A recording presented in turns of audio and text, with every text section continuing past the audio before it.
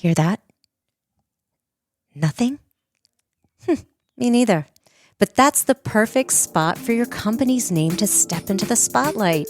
Become an underwriter for As You Mic It and let every episode be your curtain call. Slip a note to podcast@pashakespeare.org for more information. Oh. And it was like, we had a show on New Year's. We had a show on New Year's Eve. Like we had, you're doing it. Well, it's our job to provide the entertainment for people that's when right. they're looking so, for like, something to do. We make special occasions for others. Right. Yeah, that's part of what we do. Right. Totally. And that's a peek behind the curtain.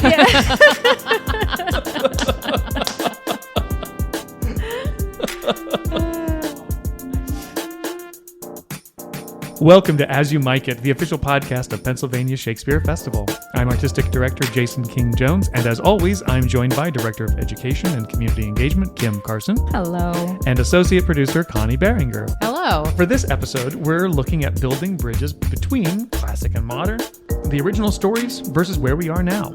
So, we've invited Shakespearean actor, author, and creative producer Ben Crystal to explore original practices and talk about how sound, rhythm, and original pronunciation invites deeper understanding of Shakespeare's plays. And for a peek behind the curtain, we'll be looking at our upcoming 18th annual Shakespeare Competition. So, let's get started with our roundtable. This season, we've been talking about legacy. Not as something we preserve in glass, but something we inherit, wrestle with, and reshape. And when we stage Shakespeare, or any classic for that matter, we're really standing inside three different moments at once. The first moment is the current moment that we're living in, the world that we're living in now, time and place and the context that we happen to be living in. And not just the moment that we're living in right now when we're recording this, but the moment in time when the play is being experienced by the audience, which is in the future for us right now. So that's the first moment. The other moment that we're looking at of the three is the moment in which the play was written. The context, the experiences that the author was living in and the stuff that we happen to know about that.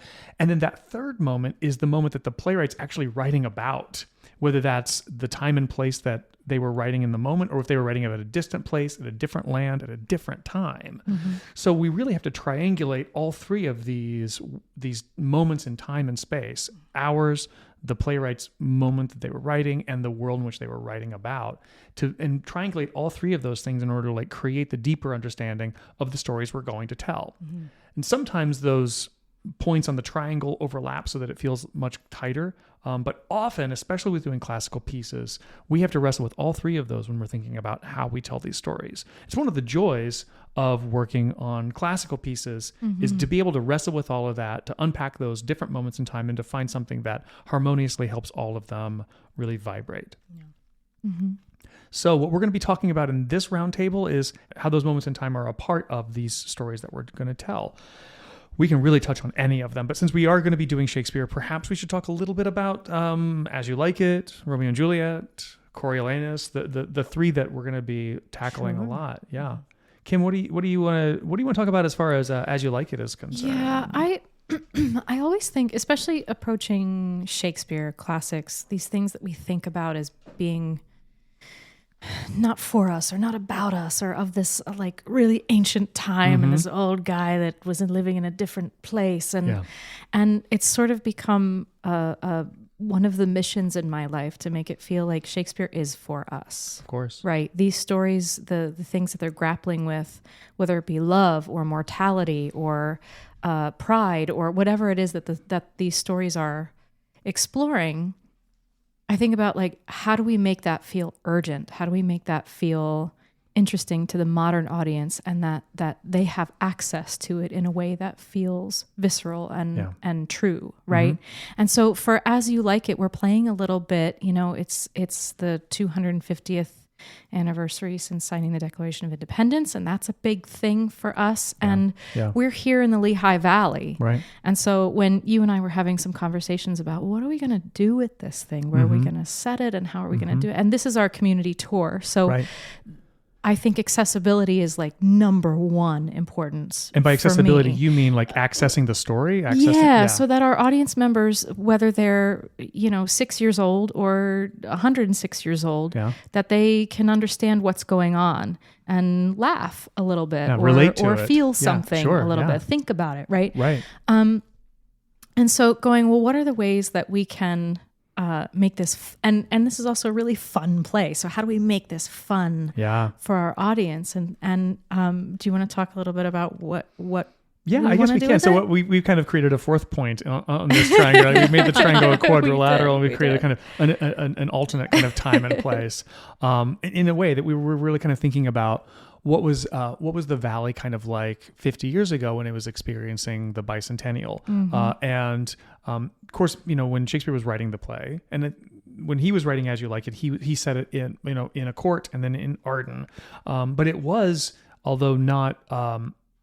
he didn't specify specifically whether it was English or not, but he did name the forest Arden, which also happens to be, the forest kind of in his backyard as he was growing up. So there was some familiarity to it, but there's always a little bit of a distance. And so for us, creating a distance that seems familiar, but also a little bit apart, seems to be a good way for us into it.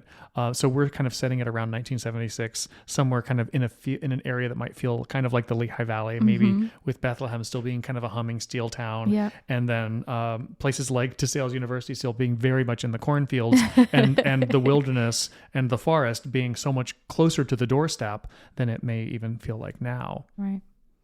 Yeah. So if you come see As You Like It, and you might hear some tunes that feel relative to that time, and see some clothes that might remind you of the 70s. And it's a fun time period to design in. It's a fun time period to play in. Yeah. Maybe we'll have a car that's just waiting in line for gas the whole time, just pushing it along. Amazing. But it is interesting because when you think about these different points of view, again, like when and where the play was written, when and where the play was being written about, and the time that we're living in now. And of course, if we pick a kind of a fourth point, it's all kind of in service of trying to approach the story with some accessibility and some meaning through one of those vantage points. And I think, Kim, what I'm hearing you talk about is that we kind of think about where our audience is now and the understanding of the world. And we're kind of entering the door through that vantage point a little bit more with this piece. Sometimes, and when we talk to Ben Crystal, I think we'll hear from him a little bit more about how the vantage point of approaching a Shakespeare play may come a little bit more from like the original, like how the play was originally written, what it originally sounded like when it was being said, that kind of time and place. And so like the door that's being opened for Ben and his company often are kind of coming through that kind of original, like, 1590s to early 1600s worldview and sound and feel and rhythms, and that's the door that they enter through. So whatever kind of door you pick, we're all kind of aiming towards hopefully the same central point, which is deeper understanding and a connection to the reality of the story. Right. Well, and I think when you talk about the world that Ben is creating, and he'll talk more about this later, but one of the things is in doing those original practices and doing the original pronunciations isn't so much about educating an audience about how it used to be, but it's providing this kind of performance clarity. And that really is part of increasing audience access. When you have things that sound as they were intended, the idea is to create these rhythms and paces that make sense to the ear, whether it's the modern ear or Shakespeare's ear. They're creating this kind of contextual framing, if you will. Sure.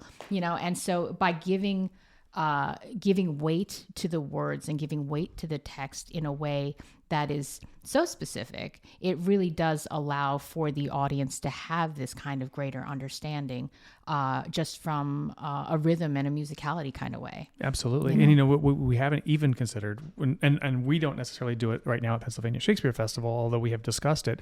We have partner companies, other organizations that we are very familiar with, that whether they're intentionally doing it or because they're trying to access an audience that is in their neighborhood, but they don't have access to typically, or they're literally in another country, is approaching Shakespeare from a different language as well. Is a literal translation, right? Translating, either doing a bilingual play, a bilingual Twelfth Night, or a bilingual Romeo and Juliet, or an adaptation, a rewriting of a Shakespeare play from a Croatian playwright, or a Czech playwright, or a French language that literal translation of Shakespeare's plays that won't ever sound like the blank verse, the iambic pentameter, the to be or not to be is not going to sound the same way when it's in a different language. But how do you approach the themes of the play, even from a different angle that is a different language? These are all, I think, they're all aiming towards the same point, which is getting the audience to appreciate and understand the story itself. Right. And what's so wonderful about it, I think one of the joys for me being an audience member or a theater maker is that every time you see the play, whether you're seeing Hamlet for the 5th time or Romeo and Juliet for the first time, like every time you see it, it's going to be some different way in. Right. And I think that's what keeps bringing us back. We want to see how much does Gertrude know this time? Or, like you hope that things turn out better for Romeo and Juliet, knowing that they won't, you know what I mean? Yeah. But you want to see how they're going to do it, how these actors are going to do it, how this theater company is going to present it, and what that will make you hear differently. Or what that will make you feel differently. And so I'm fascinated by Shakespeare in particular because there is enough ambiguity in the writing that the actors and the creators, the production staff can bring new meaning to it every time it's done. Absolutely. Yeah. That ambiguity is crucial for those plays to really succeed. Just adding on to what Kim is saying, when we talk about these sort of modern interpretations of Shakespeare, Shakespeare didn't have all of the writers and the designers and the stage and things like that. Right. And so by having a stage and by having specific costuming choices, we create that kind of modern access to Shakespeare in a way that didn't exist before. We have program notes that, people can use, and that increases audience clarity and audience understanding of the piece.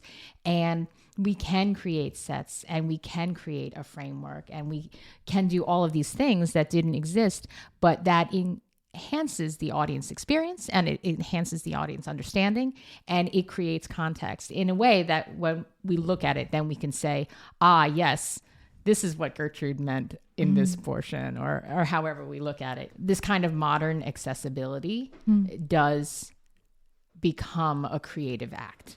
You know what I mean? Yeah, it's a reliving, it's a retelling of the story. It's a moment that makes the story alive in time, hopefully. Yeah. And it's also exciting talking with other theater makers, especially people who focus on doing Shakespeare plays through the Shakespeare Theater Association community, are seeing so many different people approach the same play from so many different angles, and understanding that they're all again aiming for understanding and hopefully then the audience being that final scene partner in a theatrical experience is unlocking their imagination.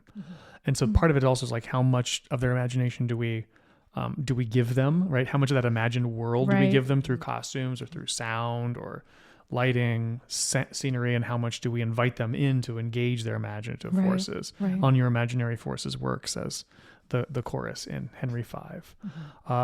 So a similar approach right now, I think, for Romeo and Juliet, I think that we're looking at ways that we can make sure that Verona is a world, is a city that where the past and the present are in constant collision. And if you spend any time in a classic European city, you see this beautiful architecture that's been around for centuries, and you see modern, like McDonald's. Yeah, like McDonald's, or signage that is contemporary, or whatever that is, and different cities kind of have that different kind of like collision of past and present. But that's part of I think what's alive in Romeo and Juliet that we want to make sure that we're contextualizing as well. That Verona is a multicultural, alive, vibrant city that's rooted in a deep history, and included in that deep history is this hatred of these two families that I think the city wants to try to move on from, but these two families can't find a way out of, until the tragic ending. And so that's something that we're looking at. And then when we look at a play like Coriolanus, which many of our audiences are less familiar with, in fact, I think I was less familiar with, many of us were before we started really digging into it, just to appreciate how great of a play it is. it's a Roman history. It's based on Roman history. It might feel like there's some modern story inside of that, but that's really just because history has a way of rhyming, repeating itself or rhyming. And that's kind of what you see in this story of this great general who becomes kind of hated by the people and certainly has been distrusted by the senators and by the politicians. So that piece, that is the last one to come into our production cycle, is the Extreme Shakespeare with a company of actors who are going to be figuring out kind of as a company, how are they going to tell this story? And I wouldn't be surprised if we see, military gear and business suits, not necessarily because they wanted to make it a modern play, but when they pull costumes, we got a lot of suits. We got a lot of military gear. Like, do you want your brown soldiers? Do you want your green soldiers? And you have 2 hours basically to raid the costume shop and figure out what. So you kind of go for the shorthand. And what do we have the most of that everybody will fit into? Right. We want to make soldiers. How are we going to make the soldiers look like soldiers? Absolutely. That's right. Yeah, because we're not going to be doing costumes from scratch in that in a couple of days. Talking about original practices, that's very similar to how Shakespeare's men would have done in the time. Tell us more about that, Kim. Ooh, I would love to. So the Extreme Shakespeare that we do pretty much every summer now, it's like a PSF tradition now that we do this. We bring actors in who are already off book for the play, and that means they already have memorized their lines, and they come in and they have 4 days of rehearsal to put the whole darn thing together. Yeah. And then we've got audience in the seats on day 5. Yeah. So we call it original practices because it is similar to how things may have gone in Shakespeare's day. Right. We know that they worked with Q scripts. So, printing was very expensive. Ink was expensive. Paper was expensive. Right. So each actor would write out only their lines and maybe a couple words from the line before theirs. Yeah, about 3-word cues. So they would listen for their cue and then be able to deliver their lines. They would come into the rehearsal. They would have these parts already memorized. Some of these actors would have, 10, 15 plays at any given moment that they could just pull out of their memory and say, okay, we're doing Hamlet this week, or we're doing Julius Caesar this week, et cetera, et cetera. Brush up your Shakespeare. Brush up your Shakespeare real fast. And then put the play on. They had maybe a few outfits that they kept, a king's robe or a crown or something like that, that sufficed for everything. They didn't have lighting, of course, because it predates that. Yeah. They did it during the day. These plays would be a few hours. People would be coming in and out, all that stuff. So we call it original practices because it's our version of that, right? We're blending the modern with the original here. We do have some lighting cues. We do have some costumes, things like that. We have air conditioning and free parking, so those are all very modern things. But in terms of the actors coming in and just listening to each other and reacting in the moment, it makes for a thrilling theater experience, which is why we continue to keep doing it. Year. Can we keep on that for just 1 second? Kim, last summer, for a hot second, you had to step in. I did, because we had an actor who was ill in the first couple of days of rehearsal. Yeah. So you actually were experiencing a little bit for yourself what that was like. Can you share a little bit about, from the inside, what it's like to be in that company? I really enjoyed it. Personally, I thought it was incredibly fun, and also a little panicky. Sure. Because going, in those first couple of days, we didn't know what the situation was going to be. So it was like, well, am I going on in 2 days from now, or am I just stepping in for these couple of days of rehearsal, and then the person's going to be back? And we didn't know. Right. So I got off book overnight, basically, which was, was a little panicky, but also I felt like this is necessary because if I'm gonna really, and also if I'm going to be helpful to these other actors and really play and listen and react and try and get this thing on its feet with them, I want to be able to do that. I want to be, I don't want to be encumbered with like, what do I say next? What does that mean? You know? So, it was really cool to see how these actors spoke to each other, to see how everybody listened to each other, to see how going, oh, what if XYZ? Yeah, great. Let's try it.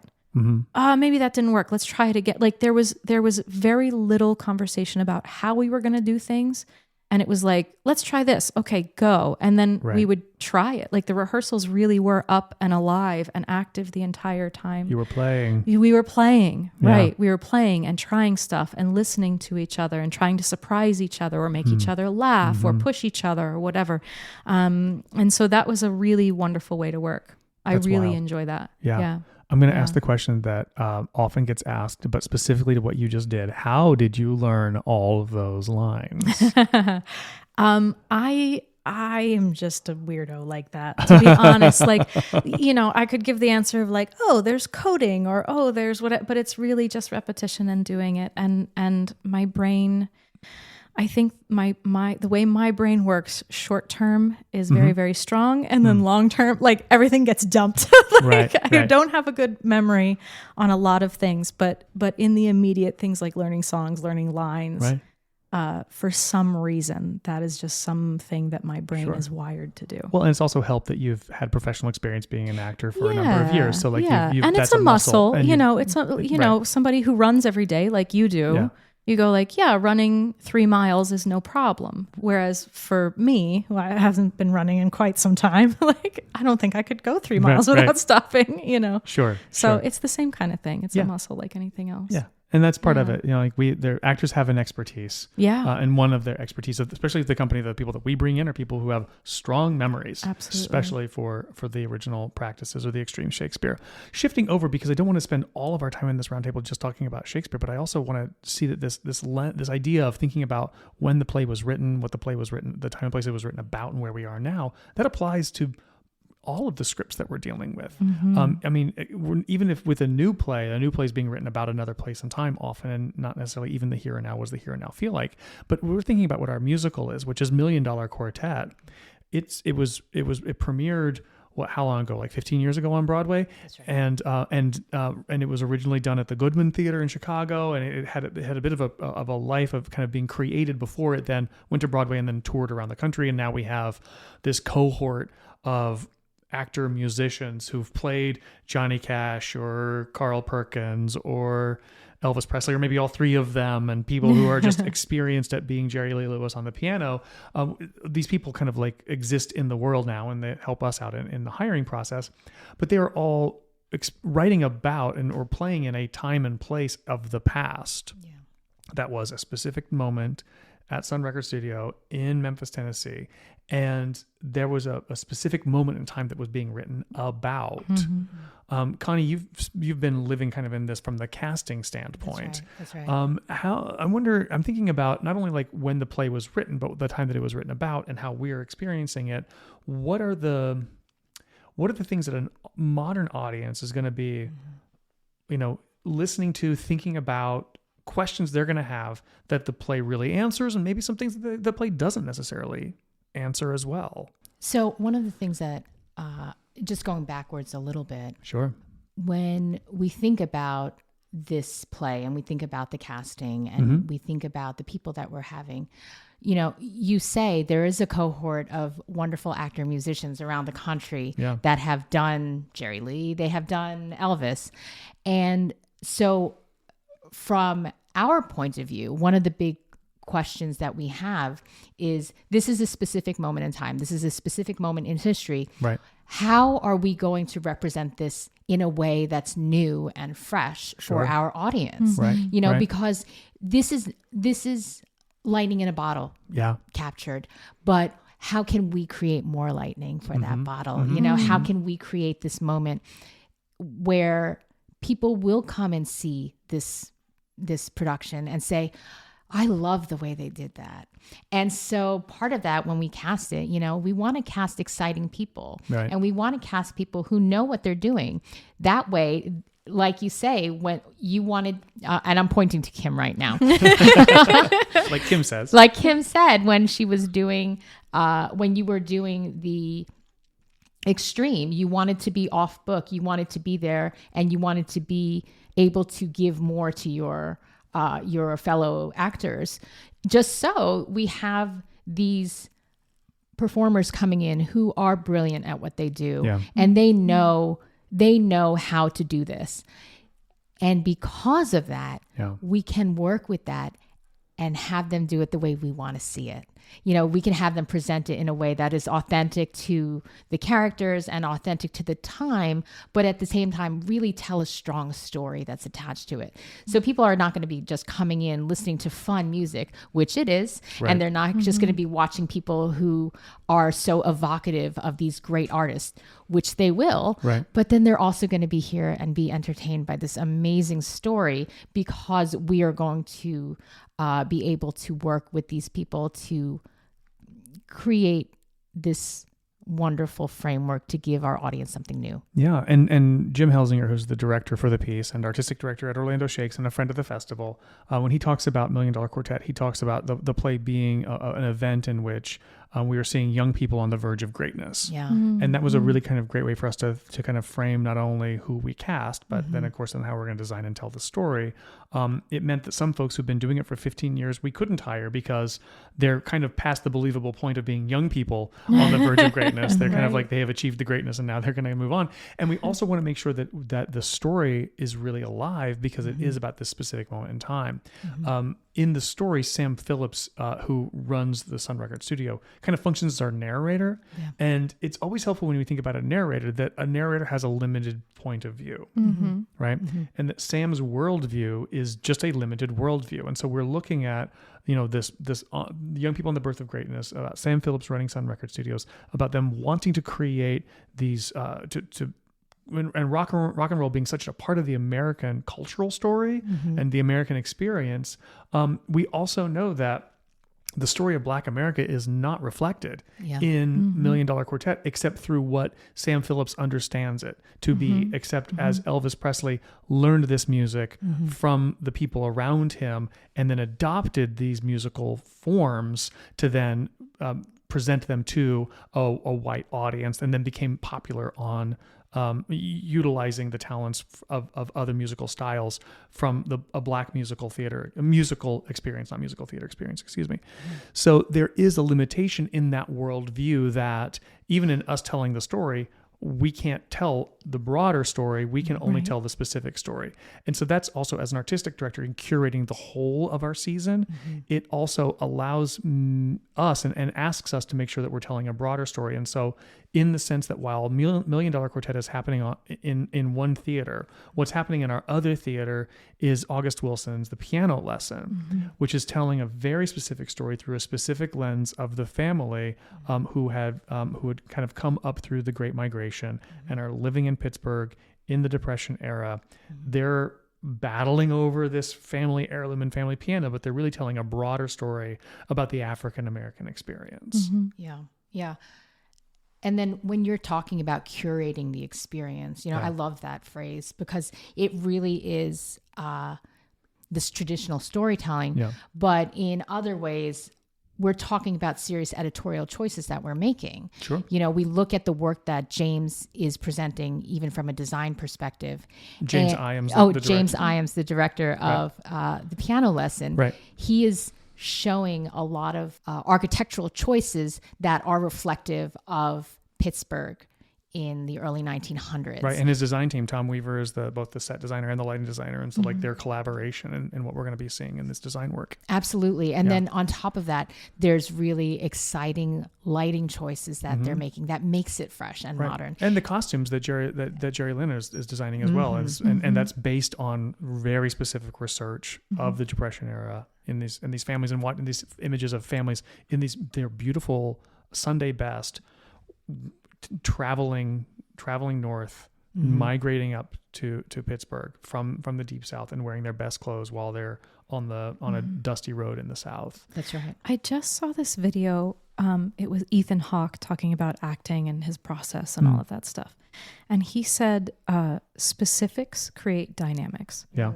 Specifics are always going to be more compelling to an audience. And so when talking about these really specific and lightning in the bottle, that phrase that you used, Connie, and these specific choices that we're making in these plays, it enhances the audience experience. It makes it so compelling and so, I keep using this word, but so accessible. Right. To our audiences, to make them feel, to make them think, to bring them in. Yeah, absolutely. And, part of my experience as the artistic director in curating a season of shows is hopefully through that the variety of all of these very specific productions with very specific artistic choices. We're telling a broader sense of a story, but we certainly still can't capture everything. Even in a 9-show season, there's still 9 specific stories that aren't going to have. We can't necessarily capture everything, but we can drill down deeply in each of the stories in order to create those dynamics that we're talking about. We're just about out of time, but I also just want to touch on another one of these intersections of the time in which these stories were written and the time that we're writing now. The complete works of Jane Austen abridged. What a collision of periods. I love that. I love that. I mean, it is an absolute cacophony of time periods, you know, and it's like, it's not just a collision of time periods, but it's a collision of themes. Yeah. It's a collision of joys and understanding. It's really all of those things. But, you know, when I was thinking about Jane Austen, she has such a specific meter and tempo in how her words come out. Oh, absolutely. You know, and there's such specific words that evoke Jane Austen. When we're talking about like really beautiful phrases that Jane Austen writes, I mean, one of the first that I think of is the top of Pride and Prejudice, which is that it is a truth universally acknowledged that a single man in possession of a good fortune must be in want of a wife. Yeah. Right? Like what? I want to read that book. I read that sentence. And Tell me more. Yeah. And we have these incredibly witty, smart women, these playwrights who created this piece. Yeah. Yeah. And so you're just borrowing from these great, wonderful minds. Oh yeah. And putting them all in one place. Yeah. Well, and that's, I think what's so funny about the complete works is that you have this very specific and very locked in temporal space created by Jane Austen. Yeah. And it's the Regency period. Sure. People are obsessed with it now. There's Bridgerton, you know, people are very excited about this. Yeah. And then you have to tell the story. So all of a sudden you're zapped right back into now, and you're zapped into this moment. And we think about Dungeons and Dragons, and we think about game shows, and we think about, you know, maybe reality TV. All of it's there. All of it is helping frame this entire work. Yeah. But then, you know, at the same time, they are wearing period pieces and Regency clothing. And all of a sudden, you know, let's talk to our next contestant. So it's wild. It's a wild ride. Yeah.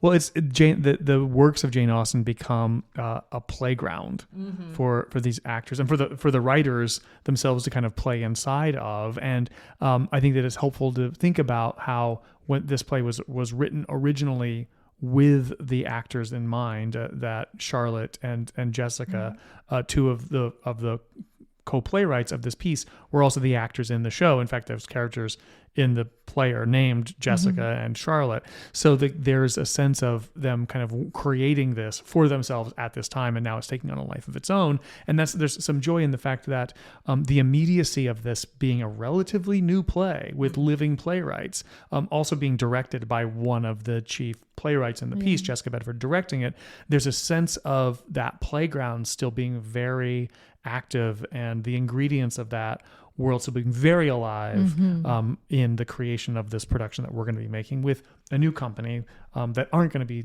Jessica and Charlotte that are in it. Well, and you bring up a good point, because when I was looking through the play itself, it lends itself for changing the names to mirror the names of the actors, which is likely going to happen, I think. But we'll see exactly what they all determine to do. You know, when we do the complete works of William Shakespeare abridged, and the last time we did it was abridged, revised again, we definitely did change the names, and that's kind of part of the conceit of that production. And this production of the complete works of Jane Austen abridged, or this play, has a bit of a lineage in spirit to that piece again. 3 actors taking a canon of an artist and making it alive in one performance event for a single audience each night. Yeah, but like being able to change to call David David. Sure. You know, it gives it something really fresh and now, and it really does make it this moment in time, saying, you know, this is how we're doing it. Yeah. And meet David. I'm really excited about that. It's going to be tons of fun. And we haven't even touched on Ken Ludwig's Moriarty, which is another kind of approach to the whole canon of the Sherlock Holmes stories, the Sir Arthur Conan Doyle's. All of his stories about Sherlock Holmes kind of put into this kind of adventure story with Moriarty, the chief villain, being at the center of it, and doing it with 5 actors who play 37 different roles. So there's a very theatricalized kind of way to experience and enjoy the canon of Sherlock Holmes, but not all of the stories. And it's helpful if you've read some of his other Sherlock Holmes related pieces, but you don't need to. But again, that's also kind of taking this raw material of a really great author through with the work of a really great and incredibly accomplished playwright like Ken Ludwig, and then handing it to a creative company with a directing team of Matt Pfeiffer and all the designers, and then these 5 actors, and then giving them a playground to play in as well. There's something with the Jane Austen abridged happening in one theater and the Moriarty happening in the other theater, where these are both kind of like playgrounds with classic stories and classic writers that we get to experience this summer, that I'm just super excited about sharing with our audience. This has been a fantastic conversation, and I think it helps remind us as theater makers that our job isn't necessarily to preserve these plays as artifacts, but really to honor the plays and to take responsibility for how they're shared and how they're kept alive, with our audience today being at the center of the work that we do. And when we return for Act 2, we'll be talking about how those choices move from theory to practice with our good friend, Ben Crystal. Ready for an epic summer? Experience the Legends and Legacy season at PA Shakespeare Festival. It's a summer of unforgettable stories, rock and roll nights, and heartbreaking rivalries. Subscriptions to the 2026 Summer Theater Series are on sale now. Subscribe today at pashakespeare.org. Welcome to Act 2. I have with me today my good friend Ben Crystal. Ben is, among other things, a published author of Shakespeare's Words, Shakespeare on Toast, and is also a practitioner of Shakespeare in original practices and original pronunciation. Ben is one of the preeminent voices of Shakespeare in contemporary practice, and I'm reaching him in North Wales. Really grateful to have you on the podcast, Ben Crystal. It's a great pleasure to be here with you, Jason. Good to see you again. It's good to see you.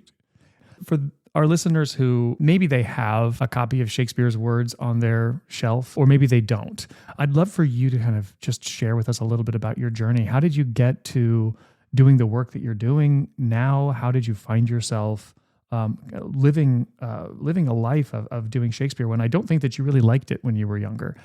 So I wonder if you could just kind of share some of that with us. Sure. I hated Shakespeare in school. Reading it on a page in a book behind a desk. And it really wasn't until I acted it for the first time. Well, no, it really wasn't until I learned the words by heart as if they were my own. And then watched them slowly die and evaporate over 10 weeks of Amdram rehearsing 2 nights a week, just feeling the comedy of that. But then the electrical ampage, the power of connecting all of that rehearsal to an audience really just changed my life. And I was like, oh, wait, this is, as we would say, a country mile away from the experience I'd had in school. And then I went to university. That from that point on, I was like, right, I want to be an actor. But I knew that it was going to be a struggle to get acting work, very likely. So I went to university and did a quote unquote regular degree. I did English language and linguistics and Chinese and creative writing. But I spent all of my time in the studio theater on campus. But I never went near Shakespeare. I was learning the lights, and I was doing lots of modern plays, and I was directing. I directed Our Town, but I stayed away from Shakespeare, and then went to drama school straight after university. And there I worked with Patrick Tucker, who formed the original Shakespeare Company. He wrote the book, The Secrets of Acting Shakespeare. It's all about mining the first folio for, as he sees it, the clues that Shakespeare and his actors wrote into those texts. And then it was on my way back to university to help a friend that I directed who was doing Much Ado About Nothing. And I had my copy of Onion's glossary with me. And I was trying to look up the words that I didn't understand, and they weren't in Onions at all. Really? So I called up my father, and he was sitting in front of his computer writing whatever book he was writing at the time. Your dad, David Crystal, who was a renowned scholar in Shakespeare and other things, yeah. And preposterously prolific. He's written like 150 books. So he's always... And he happened to be sitting in front of his computer with the Oxford English Dictionary online in front of him. So he was able to look words up. But he said, giving me a hard time, why don't you have your copy of Onions with you? And I said, well, I do. It just doesn't have those words in it. And he said, well, no, of course not, because Onions wrote his book in Victorian times. So all of Shakespeare's bawdy, which of course Much Ado About Nothing has a lot of sexual innuendo and that kind of thing, that's not included. But also what's not included are any of the Latin terms and words, because of course the Victorians knew their Latin. So I work on this production of Much Ado at the Weekend back in the theatre where I cut my teeth in university. And then on the train on the way back down to London, where I was now living as a recently graduated actor, I called Dad again on the train and said, someone really needs to do a new glossary, an updated one. This one's 100 years old nearly. And he said, well, why don't we? And because I'd taken that more solid degree, he then went to one of his publishers and said, look, we've got this idea.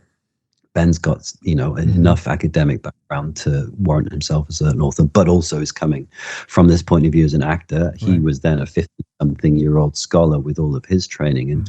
And it felt like the perfect marriage of his knowledge and understanding from an academic point of view, my understanding from an actor point of view. And together we'd be able to work out what this book might be. So I suppose in that first experience of acting Shakespeare for the first time that really set me on the road as an actor, then that year training both under Patrick Tucker and with my father, these suddenly Shakespeare, and has continued to be everything. Yeah.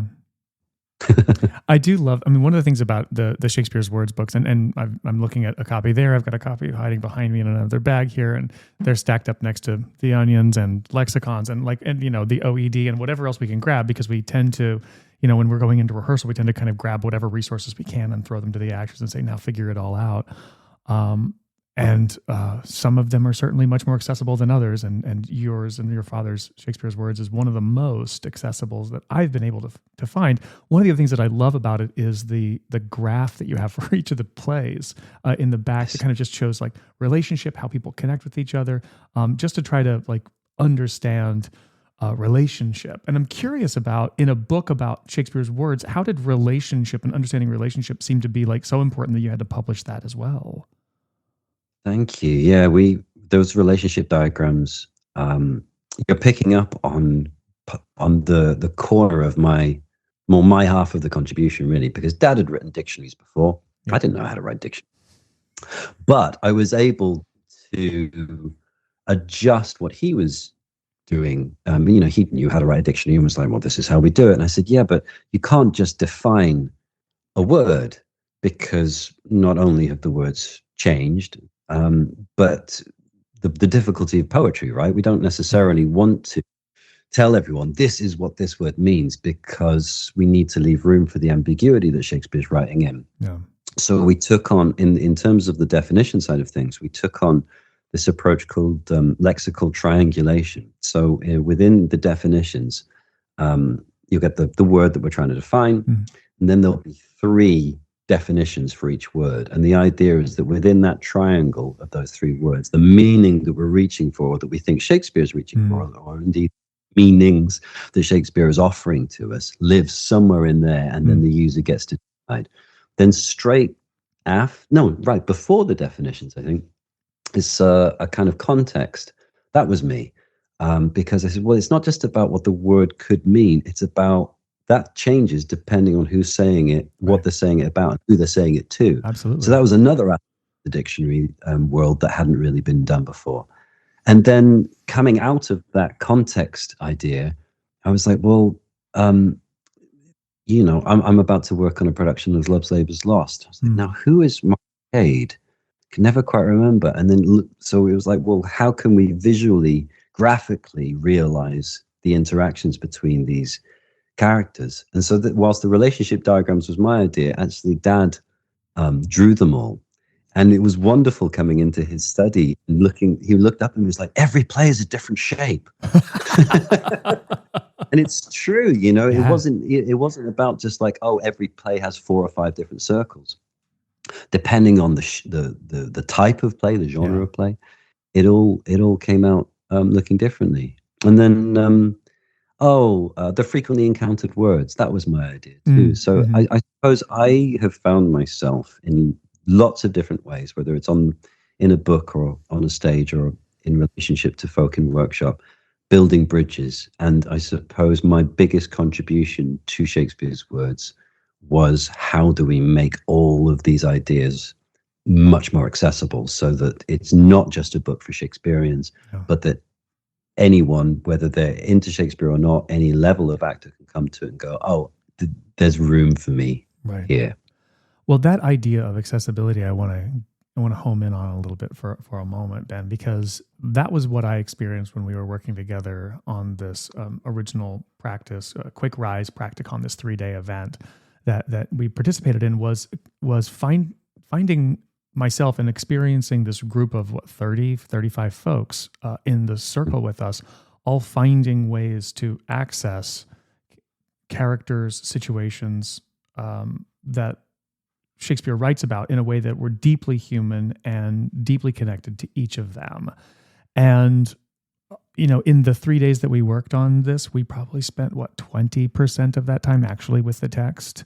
We spent, you know, much more time with ensemble, with understanding each other, with kind of breaking down the kinds of barriers that we the walls that we put up ourselves as we navigate through our daily lives that really get in the way of being able to be artists when you're being vulnerable with your colleagues on stage.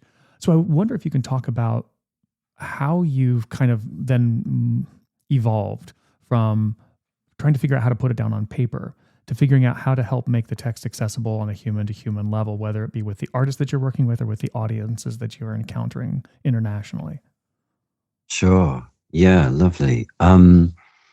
Well, I am absolutely a geek for words and a massive geek for meter. And certainly that's something I got from Patrick Tucker, was the degrees to which we can hone in on a particular, like a capitalization in the folio, or some of the punctuation, which lots of people consider to be arbitrary, but I'm always finding I can find great actor notes from these things.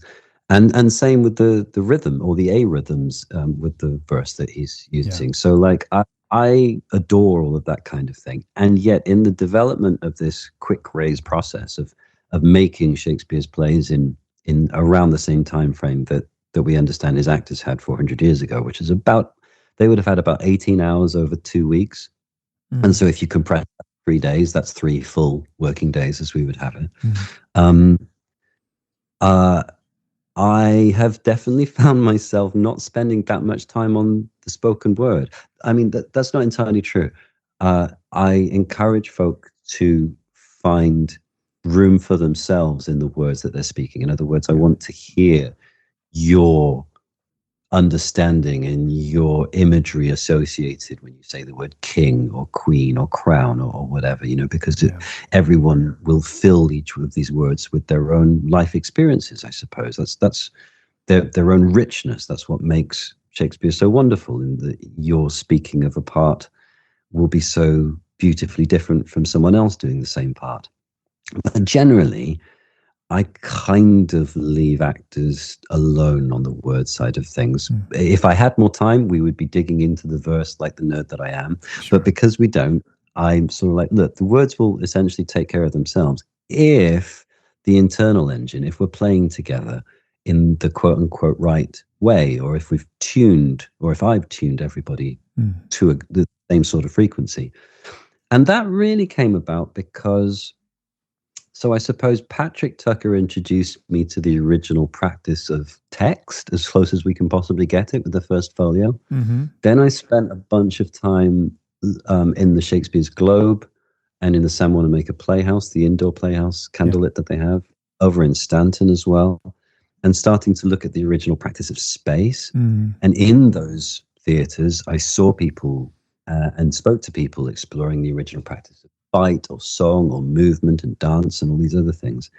But meanwhile, I, as a young actor, saw Theatres of Complicité, or just now they're called Complicité, bunch of actors who made a physical theatre company, having come out of the Lecoq Theatre School in France. And their approach to theatre was not being particularly strong with the word and voice. Their approach was entirely built around this beautiful idea of ensemble, of complicity, of being able to silently play and intuit with each other as if you're essentially reading minds. And the more I learned about what things were like 400 years ago, the more I realized that whilst we were exploring all of these other original practices, the thing that we were missing, that was at the core of Shakespeare, that allowed them to make their shows so quickly, was ensemble. So I found myself leaning harder and harder into what is it to bring together a group of disparate people who may or may not know each other or have played together. How do we, bearing in mind that no one's ever going to give me the funding to spend 5 years together or 10 years together or 15 years together. Although, you know, some of our colleagues at Star have had a company longer than that, and some members have been playing together that long. But bearing in mind, we generally won't be able to do that. How can I short circuit the people that I have in the room to that place of open, vulnerable, courageous playfulness? And if that is the heart of what we're creating, and with that playfulness with each other, I'm also training everyone in how to adapt what they're playing to the dynamics of the space that they're in and to the audience. So in other words, really just flicking on all the listening switches. Actors listening to themselves, to each other, to the space that they're in, and to the audience they're playing to. And all we're really talking about is just adding the words on to that.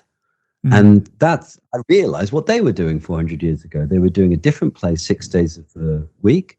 They had 40 plays in their canon. Plays aren't that different. You know, it's love or death and hate and sex and all the other things. But essentially, they're playing with the same group of people. They're playing in the same space. The audience is by and large the same. So all that's really changing is a little bit of character and a little bit of word. So what happens if we pour all of our energy into that connection? And what playful state can we get to? Because, of course, these actors were improvising their blocking too. So really get everyone into such a playful place that it would literally be, as the director over here says, Mike Alfred's, different every night, rather than we've learned a track and we're just going to repeat it. No, we have learned the words and we've learned how to play with each other. And I am going to offer you something in every night, that you're going to offer me something back different every night.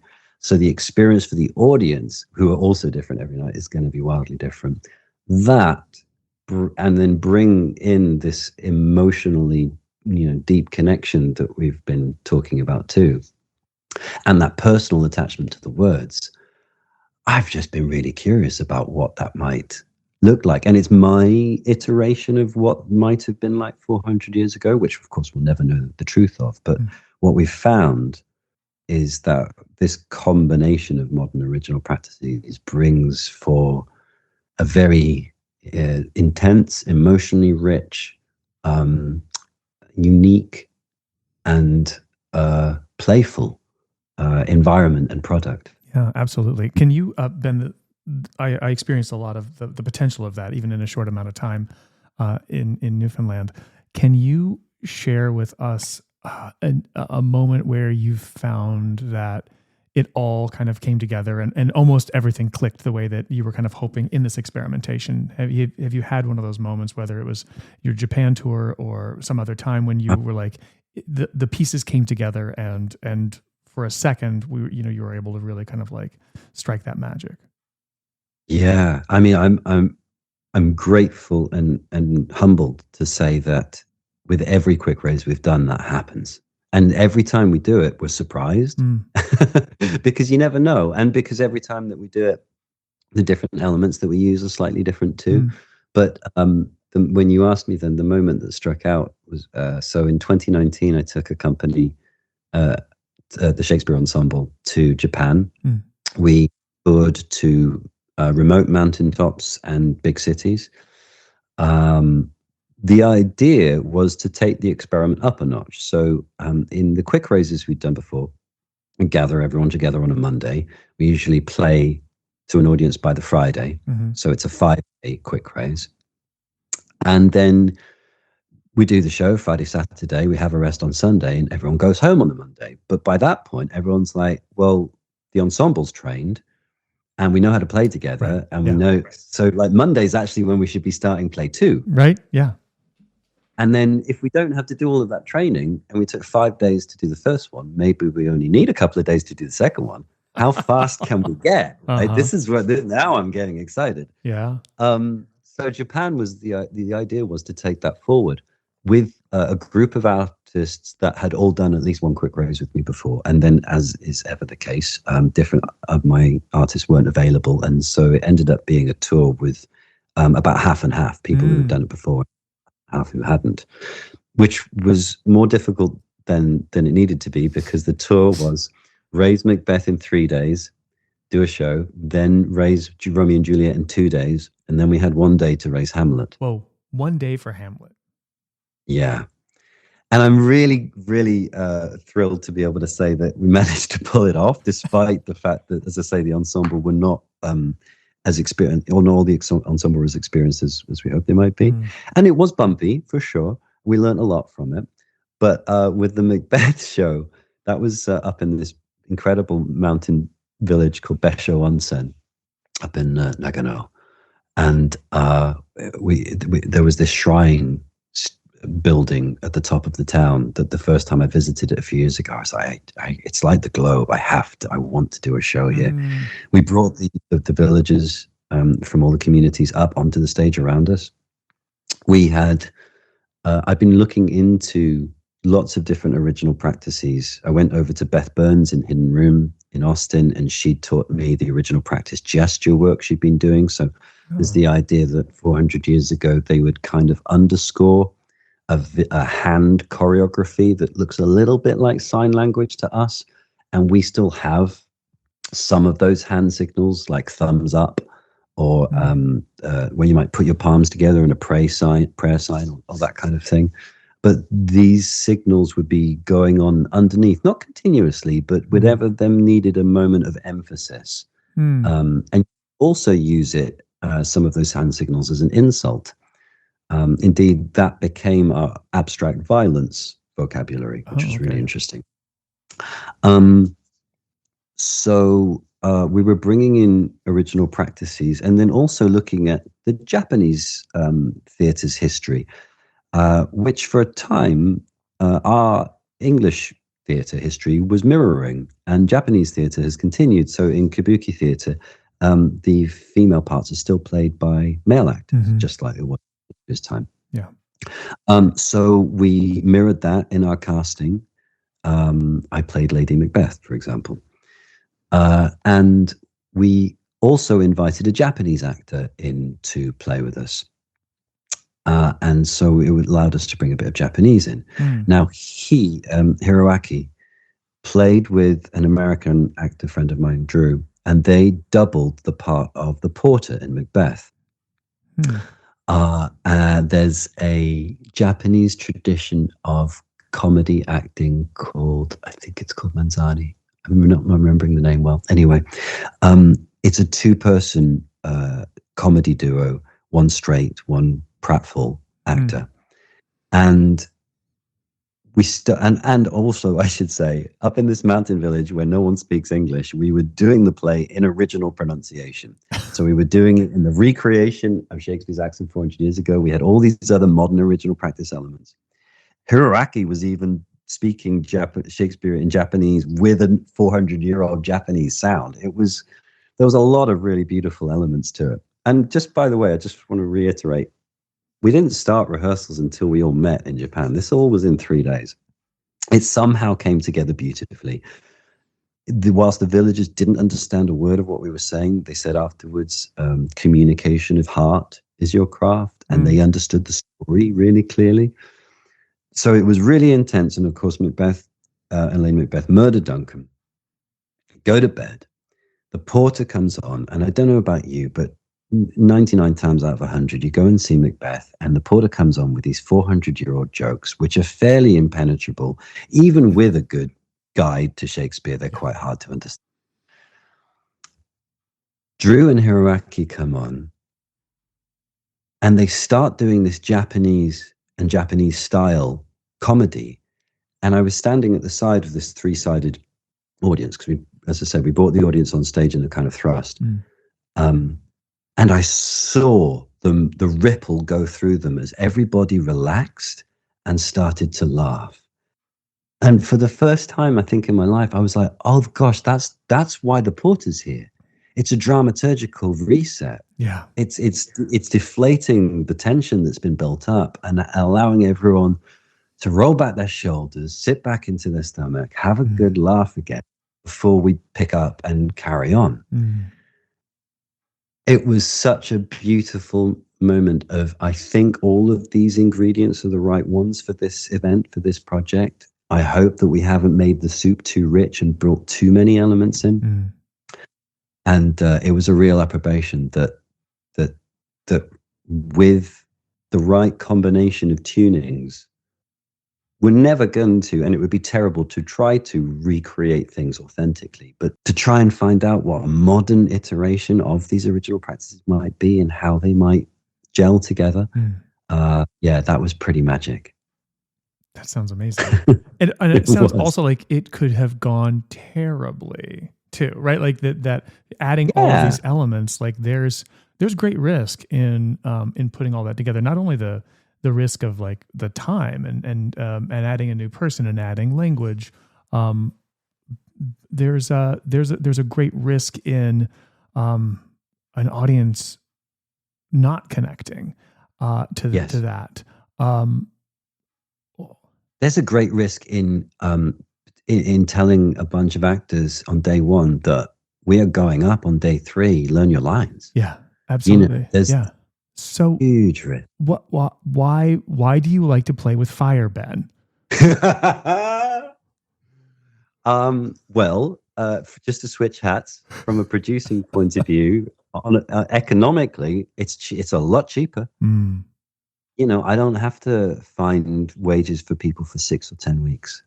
That's especially in these modern times. I love the economic model of this. But to switch hats back again, I do enjoy that. I mean, playing with fire a little bit. I enjoy the other way is always there for us, irrespective of money. It would be easy. Yeah. It is easy to go back to 4 weeks rehearsal, whatever, sit around a table, do a table read and everything else. And I've just seen it not work an awful lot. And then I remember one of my dear friends, Will Sutton, learned all of Shakespeare's sonnets off by heart. Yeah. It took him 10 years. And one of our many late night conversations, we talked about this as I understood more and more about their process 400 years ago, and more curious about how we might step towards it. He was like, but surely you can't. It would be impossible to learn all of Hamlet in 24 hours. And of course, that's not what would have happened 400 years ago. They would have had, let's say, you would have probably had the written your part out for a new play, anything up to a week to 3 weeks out from the first performance. You would have been doing a different play every day and learning those parts or relearning those parts too. So, so they had a very robust memory muscle. Yeah. So I was like, all right. Well, so when we did Macbeth at the Globe 10 years ago, I gave myself 2 weeks to learn that part. Then a year later, I gave myself a week to learn Henry V.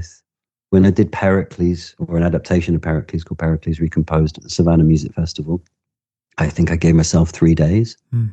And the memory is a muscle. The more you strengthen it, the stronger it gets, right? Sure. So there is a degree of what sounds like chaos, or throwing caution to the wind, or perhaps just thoughtlessness, or needless extravagance, or recklessness. That's the word I'm reaching for. And yet, all of this practice is, or a version of it, is what Shakespeare saw and was with every day as he was writing these plays. There's something in these practices that's in the DNA of these plays. Yeah. So there's also a degree of, I'm aware of the number of different elements. And of course, with any production, you can bring in too many elements. And it's just, I want to reiterate that whilst we were doing all of these different original practices with Macbeth, it was very simple. There was no set. Everyone was barefoot in modern dress with some scarves to delineate character. I think we had a crown and a dagger. The heart of it is incredibly passionate artists, emotionally grounded, speaking at relative speed and connectedness, and telling the story very, very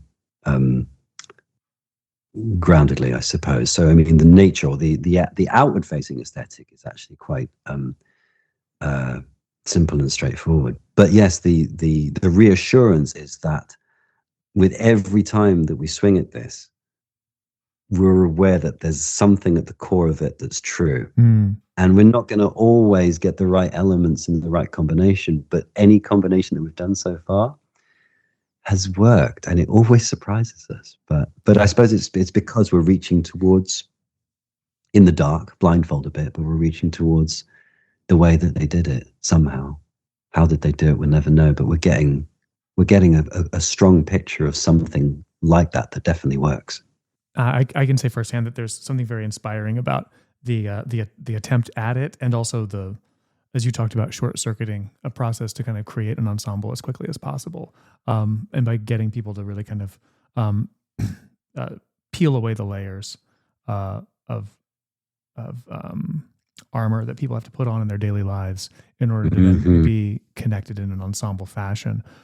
There are two things that I'm curious about right now. I do want to talk about original pronunciation before we walk away, because I find that really fascinating, and I don't think that most of our listeners know what we're talking about. So I think we want to dig into that a little bit.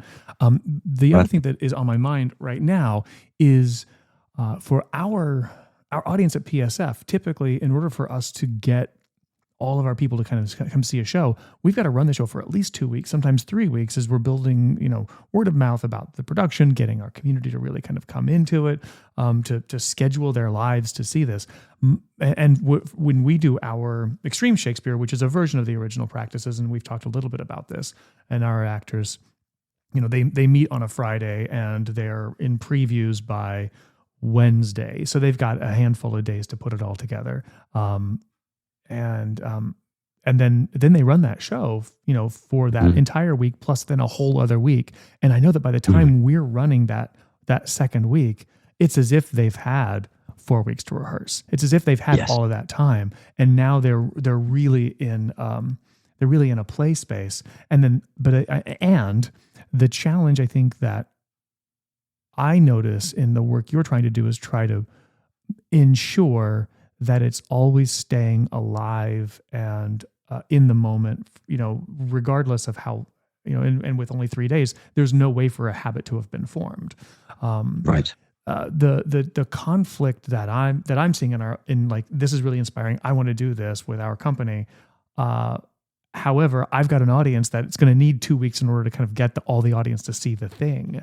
What does that make you think about? What would, if you had that opportunity to play with us, to play with a company, how would you try to keep it fresh, other than like, well, let's do a different show the next week? How would we keep that run alive? How would you keep that fresh? So, and because that's the other half of the coin, I realized too, right? That we have an approach to Shakespeare, I think, generally, and I say we in the modern Western world, of the words being perfect. We sometimes see audiences in the front row following along with the text. We also have no real idea. There are questions around what sort of performance style the actors would not have been doing 400 years ago. Would it have been incredibly deeply, richly, emotionally connected, or would it have been much more pantomimic? Or would there have been a huge variance in that too? What I believe that humans have changed. We've gotten taller in the last 400 years, but we're still emotionally very similar. I think the meanings of things have changed, but the heart of it perhaps is still close. And the degrees to which you can capture or captivate an audience, especially one that's outside and birds are flying by, look at the globe or that kind of thing, is it's down to the degrees of intensity and playfulness that you can harness as an actor into the hearts of the people listening. Andrew Codesbody, who I've worked with on this process a lot, is a big fan of, if you have found something that works, throw it out once you've done it. And you know this as a director too, right? Yeah. It's one of the most dangerous things that you can do as an actor, is to be like, wow, I found this amazing thing last night, I'm going to do that again. And you come to it and you go, oh, it's not as hot, it's not as rich, it's lost something, because it was found in the crucible of that moment of creation. All I can say is that it does depend on the nature of the space, but let's say that you're in the round or in a space like the globe, where there are an infinite number of possibilities of pathway that you can take as you're improvising your blocking. But let's say you're by yourself on stage as Richard III, with the opening of that play. There are an infinite number of different ways you can, or places you can be to give that. There are some that work better than others, but still, then bring two other people into play with you, and you have 3 times that infinite possibility. Right. Then look out to the audience when you're speaking in monologue, in soliloquy. There's all of those people that, if you are in with them in a shared light environment, so they're not sitting in the dark like modern theatres have, but in a modern version of how we understand audiences would have been at the Globe. So you're able to make eye contact with them, and they with you. They are your best friend. They are the person, the group that you go to when you're not sure as a protagonist in Shakespeare, and when you're in a grey area. Yeah. And if you're really asking them the questions, and if we've tuned the audience to that open place, and that's an interesting question, how you do that, whether you do it like the Stanton Bunch do at Blackfriars, where they give a curtain speech, or however we might prep. Maybe we just give them free drinks, I don't know. But if the audience are in that open, playful space as well, then there's an infinite number of possibilities about how they might respond. Yeah. I now see the opportunity of having raised something very quickly and not lost a lot of those possibilities in the more the environment of rehearsal, where there isn't that feedback, as an opportunity to play. Yeah. I mean, that's what these things are called after all, right? and I suppose if there's something that I've discovered in this exploration, is that our theatre practice has become less about being playful, less about a combination of hearts, whether they're on stage or sitting or standing in front of it, coming together and playing, that the audience have a role to play. Dan Bollier of the 7 Stages Shakespeare Company used to say they are the final member of the ensemble. Yeah. So in my experience, especially having worked here at PSF, what I'm finding is how important it is, not only, as you say, to tune the actors to prepare on how to be together to tell the story, but also how to tune the audience, to prepare the audience to experience the show, to experience the play, to be a part of that experience. Absolutely. Not that they're just silently sitting as passive receivers of the art, but that they have a role to play, and perhaps not just that they have space to speak up if they want, to cheer pantomimically for Henry V and boo the Dauphin, but even maybe a duty, an obligation to take part, so that when Hamlet says, "Am I a coward?" that they know that they can say, or they all want to say, "Yes, you are," or "No, you're not." But they've got something to go, yea, I should take it, for it cannot be, but I am pigeonless. You know, there's Shakespeare wrote space into these plays for them to take part. Activating them in that is part of our job. Yeah, and it's a absolutely. question: how do we do that? Yeah, no, I think that, but I'm inspired to really consider that question as we move forward in our own work. Ben, I do want to in the time that we have left, and I told you when we got started that there was no time limit, and I lied a little bit, but but I just know that I want to call you back and talk with you again, just to keep talking with you. And you know that, like, I hope that we get more opportunities to play and to build work, because I just think that the practice is so interesting and inspiring, and it was such an artistic balm for me to be able to work with you in the short amount of time we had. One of the things that I'm really curious about is this idea of original pronunciation, and I'm wondering if you could share a little bit with us what that might sound like, help us understand the kind of thinking behind it, and why in your academic and creative work you've been looking at, not only, you had mentioned original gesture work, but now also original pronunciation. Share with us a little bit about that. Sure. So, as I say, there have been many what I would call modern original practice experiments, like the Shakespeare's Globe, the theatre in London, or the Blackfriars Theatre in Stanton, Virginia. They are modern iterations of an original practice theatre building. Yeah. And within those theatre institutions, they have explored as best as they possibly can what dance would have been like 400 years ago, or what movement generally would have been like 400 years ago if you're wearing costumes that are as close as possible to 400 years ago, or fight, and so on and so forth. And in 2005, the Globe called up my father, who's, as you said, a linguist, and said, is it possible to work out what the accent was like? And yes, that's easy. You know, people have been doing that a lot. People were doing it in the 50s and 60s. Peter Hall, the Shakespeare director, was doing it a lot. Yeah. But it was a party piece rather than a proper exploration.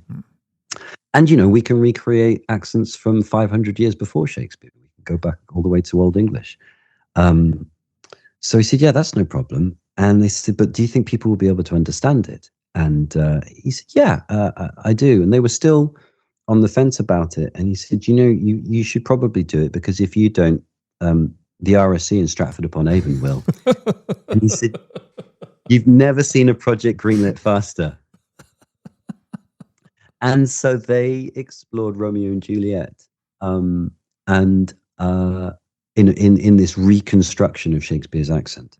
But they were nervous about the comprehension side of things, about the audience understanding the sound. I think because if you think, most people, I believe, if you think about Shakespeare's accent 400 years ago, they imagine hearing their high school teacher trying to do Chaucer. Yeah. You know, the non est plus est tale, something quite difficult to understand. And of course, Chaucer was 200 years before Shakespeare.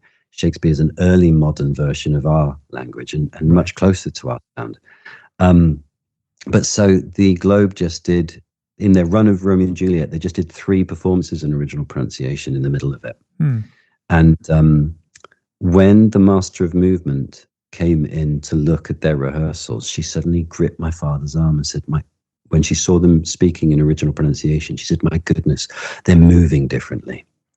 Really? Now, for me, having spent all this time in this complicité-esque work and looking at ensemble and how I get an ensemble moving around each other fast and differently in a wise way, I was like, oh, okay, now I'm interested. Before that, it was just something Dad was doing, and I was envious of him getting to the Globe before me. Now I'm like, okay, no, this is squaring the circle. Right. Because if we're talking about a sound that doesn't just emotionally engage the artists differently, but also makes them move differently, then that's interesting. So about half of the plays have been explored around the world now. It was picked up more in America than it was in the UK. I think partly because there's an idea about Shakespeare, these works, as universal as people say that they can be, because really all you really need to have to relate to them, to the things that people say in them, is a pulse. You know, it's about humanity, irrespective of color or creed or religion or anything else.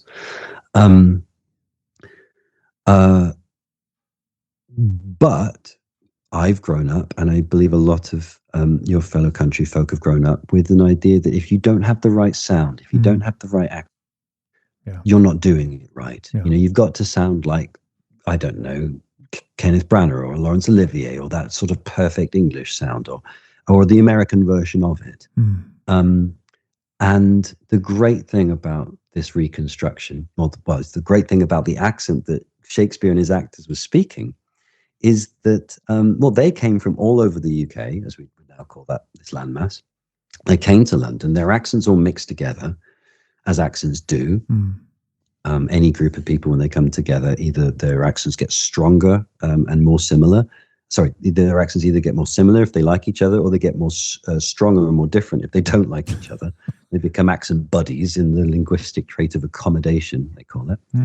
And so their accents kind of homogenized a little bit and flowed in towards each other. And then this accent got on the boats and sailed to the Americas. 50% of the sounds of this accent, I'll do for you in a minute, still exist in modern American today. And indeed, that accent later on went to the Antipodes and spread around the world. So there's a familiarity in Shakespeare's sound that is, and an accessibility that is missing in the, I don't want to say posh, but basically the posh sound that is associated with Shakespeare, that has only come up in Shakespeare in the last 150 years. And it's kind of mad that we've decided that in order to access a work of art, you have to have a particular background or upbringing, or just a particular sound. It's nonsense, really.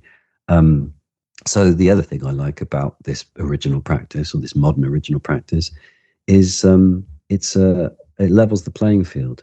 It basically builds a bridge, again, building bridges, back to a place where you don't have to have a right sound for Shakespeare. The only thing you need, if you want to speak Shakespeare, is your sound, that it come from the heart. And anyone that ever says anything differently, and goodness knows, I get messages from students in drama schools saying to me all the time, I've been told my accent isn't right for Shakespeare. You know. Anyway, so this is what it sounds like.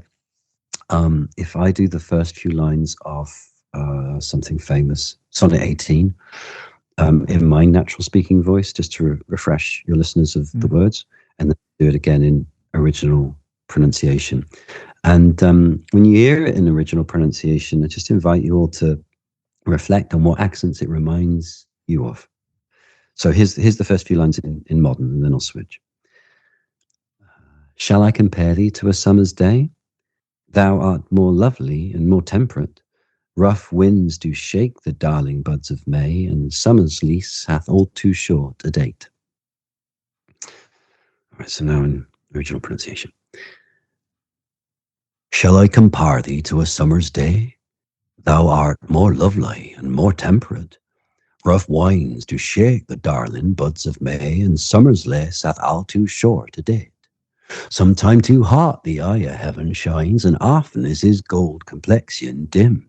And every fair from fair sometime declines, perchance, or nature's changing course untrimmed. But thy eternal summer shall not fade, nor lose possession of that fair thou owest, nor shall death brag thou wanderest in his shade, when in eternal lines to time thou growest. So long as men can breathe or eyes can say, so long lives this, and this gives life to thee. That was lovely. When we ask people what accent it reminds them of, usually the first thing they say is the place where I grew up, wherever that is. They say it reminds me of home. It reminds me of the sound I grew up in. And that's because they're tuning into the sounds of Shakespeare's accent that spread across the world and ended up in their hometown. Yeah. So all of a sudden, when people come to hear Shakespeare, they're no longer coming to hear the sound of the elite. They're coming to hear a sound that is familiar. So immediately they're listening with their heart. And indeed, for the actors, no longer are they flattening out their sounds to make a posh sound that everyone else is making, that no one really has any association with. My original pronunciation is 80% original pronunciation, and then the last 10 to 20% is my natural sound. Yours would be 80% the same as me, but then your last 10 to 20%. Yeah. So we are all, as actors, then using a sound that's the same, but then also is familiar. And so you're again playing in a world now of familiarity and emotional access rather than distance. Yeah, it's wild. Yeah, it does. It brings me home. It makes me think of. It also makes me think of why Shakespeare was so fascinated with his plays that always kind of went back to the country, also to kind of like get himself back home and land himself back in his roots a little bit. Beautiful. It does. It certainly reminds me of that it feels more grounded, and it sounded, of course, I think more grounded too. And just in hearing you do it, so. Yeah, it activates that low register a bit more. Yeah. It of course the rhymes work. It brings out puns that we've lost. There's I think in all of the original practices or the modern original practices that I've had the privilege to work in, there are jewels that are unlocking these works that and we are losing the works in lots of different ways. The more we try and force them into our modern worlds, whether it's both filling them with mobile phones or putting them in stage dynamics that they weren't necessarily written for, it's making it a little harder. And I don't think there's any one way that Shakespeare should ever be done. There should never be any shoulds around a work of art. Yeah. But certainly, as you're exploring with the extreme side of things, it's the joys that can be revealed are certainly keeping me occupied. Well, Ben, I think that whatever we can do that helps connect an audience and helps to build that bridge between their own experience and Shakespeare's work and the humanity that lives inside of them is a noble endeavor. And I encourage you to keep doing what you're doing on your side of the Atlantic while we keep doing what we're doing over here. And hopefully we can build that bridge to get us together again soon. Yeah. Thank you for taking the time. A pleasure. Cheers, Jason. Cheers. Ben Crystal, thank you. Some stories fade, others become legend. Join our Bard and Beyond book club and uncover the legacies that inspire our storytelling. Visit pashakespeare.org/book club for more details. Act 3, A Peek Behind the Curtain. A peek behind the curtain. Connie has the button working now. My button is so good. In this week's A Peek Behind the Curtain, we're going to take a look at our long-running PSF Shakespeare Competition. Now, going into its 18th year, the Shakespeare Competition is open to any high school students, and it provides the opportunity for the students to receive feedback on their work from teachers, from actors, and other teaching artists from the New York and Philadelphia area. Participants also have the opportunity to engage in workshops and panel discussions with professional artists, and all high school age students in the public, private, or home school in the area are eligible to participate in the PSF Shakespeare Competition. Kim, as our Director of Education and Community Engagement, this is one of the many programs that you're responsible for running every year. Can you tell us a little bit more about the competition? That's pretty much it. Okay, great. Thanks very much. A peek behind the curtain. I think I liked it better when Connie just yelled it. That always made me laugh every time. Although that makes me laugh too. So the competition is... so even before I had this position, I loved the competition. I brought my students from DRIF when I was over there. Yeah. I brought them to it. And before that, for many years, I served as an adjudicator for the competition. And I have to say, it's one of my favorite things to do. It is such a fun day. Everybody shows up and everybody has this like sparkly energy and everybody's, you know, like a little on edge and what's going to happen and all this stuff. And then they go through the rounds and it's very tense and everyone's nervous. And then as soon as the rounds are over and we get into that workshop space with each other where we're all together, it is so joyful. It's all of this relief and all of this, oh, your Hamlet was so great. And oh, your whatever. Like everybody creates a community in a way. And it all happens so fast. It's just in this one day. But the community of high schoolers, first of all, the talent is thick, right? The talent level is very high with some of these kids. And some of them are very inexperienced. Some kids show up still with their script in hand, you know, and just want to have the experience. And that's okay too. But when you bring all of these people from all these different levels and all these different places together into one spot, it's absolutely electric. It's so much fun. It gives me hope for the future and our young people. It really does. And the questions that they ask are wonderful. And we have these wonderful adjudicators who are typically professional actors / teaching artist types. Yeah. And they leave really great feedback. And I get great feedback from our coaches and from our students saying like, that was so helpful to me, or I learned so much, or that was so much fun, or, you know, it's just this wonderful day.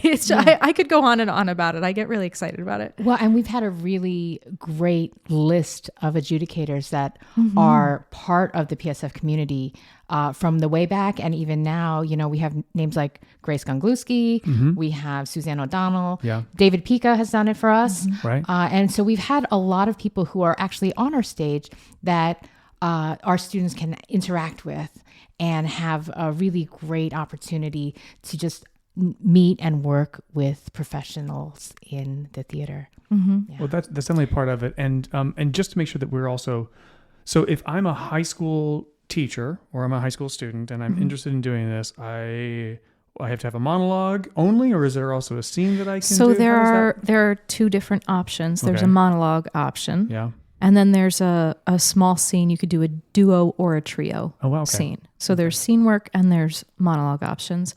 And then you're competing for an Excellence in Shakespearean Performance award. And then this year we're doing scholarships a little bit differently. The folks at DeSales University are going to reach out to students afterwards and say, we loved what you did there. It gives everybody, it gives DeSales an option to like give out more scholarships that aren't actually just attached to the awards, but that there are so many kids who are so talented and who are great people. And you go, we would love to have you in our department. So they wanted the freedom to be able to reach out to more folks and say, wonderful. We want to offer you this. So not only is this a competition just to kind of for the pride of being able to have an Excellence in Shakespeare award, but this is also an opportunity to get some real scholarship dollars to DeSales University as well. That's right. Yeah. And it's also, I mean, that stuff is great. Yeah. But also just the experience of coming and watching your peers do work is huge. And I assume that the workshop time, not only is it building community, but you're also then learning some skills, learning some tools, being able to kind of like find as a teacher or a student getting deeper into the work. That's right. That's right. And whoever our adjudicators are, they decide what they want the workshop to be. So you get sort of the highest level of expertise in whatever these are. With 18 years of the Shakespeare competition going on, I can assume that we've had some folks who have started and we first encountered as a high school student. Yeah. Maybe they've kind of come through DeSales, gone into the young company, performed with PSF folks, and then kind of gone on into a professional career. We've seen Ariana Daniels on our stage a few times. Yeah. She comes from Pottsville High School, I think. Her drama teacher still comes. And now she will actually be adjudicating for us this year. And she's playing Benvolio and she's playing Benvolio for us on the stage. And Ariana's first encounter was seeing a Willpower show, wasn't it? Yes. And then coming and being part of the competition. And now she's performed in the Willpower tour a couple of times and been on our main stage and is coming back again. And so that's a great example. Sure. Absolutely. Yeah. When I'm looking at, and I'm in this process right now where I'm still deeply looking at casting for the season and completing our ensemble, the actors who are on the earlier side of their career is one of the most important foundational casting companies that we have to put together. And our young company are comprised of students who are at DeSales University right now. They audition. We've gone through those rounds of auditions, and we're just on the verge of announcing that young company, who they're going to be, what roles they're going to be understudying and playing for the summer. So many of those folks we first encountered either through the Shakespeare Competition or and then they've been a part of the young company, and then they kind of move on. It's important for us to continue to, not only are we seeding the field of early career theater makers, but we're doing an advantage to ourselves of having that cohort of people in their 20s and early 30s that can play the Mercutios, can play the Romeos, can play the Juliets, and then can grow into the other roles, just in the same way that when we spoke with Suzanne O'Donnell, Suzanne O'Donnell's first encounter with PSF, of course, she was playing Juliet, and she was a student at DeSales. So that through line that is decades in the making often begins at that Shakespeare competition. And that's something pretty special too. I agree. Very special. And that's a peek behind the curtain. And that's it for this episode of As You Mic It. A huge thanks to my friend Ben Crystal for joining us today. And for all of us here at As You Mic It, I'm Jason King Jones. Thank you for listening, and we'll see you at La Buddha. Thank you for listening to As You Mic It, a Pennsylvania Shakespeare Festival presentation recorded on the beautiful campus of DeSales University. Our music is by Cedric Lamar, with hosts Jason King Jones, Kim Carson, and Connie Behringer. For more information on our summer theater series, giving opportunities, tickets, and more, visit pashakespeare.org. Be sure to like, subscribe, and we'll see you at La Buddha. Behind every standing ovation is a network of patrons who know that theater changes lives. With tickets funding only half the cost, PSF counts on contributions to produce world-class theater, cultivate new audiences, and nurture future generations of artists. Give today at pashakespeare.org/support. Great theater is a collaboration both on stage and off.